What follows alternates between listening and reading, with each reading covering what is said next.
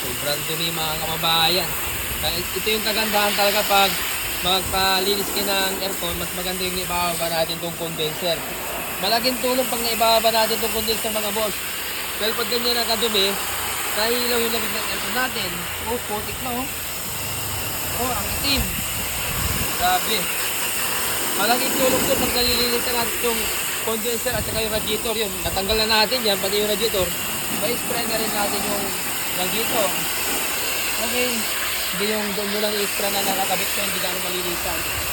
Yung dumi na yun, oh. Kaya kailangan talaga may mga minutes tayo sa pagpapalinis ng aircon natin.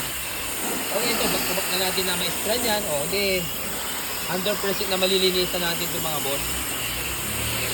Alright, condition natin yan. General lang ginawa namin doon mga boss. Okay. Thank you.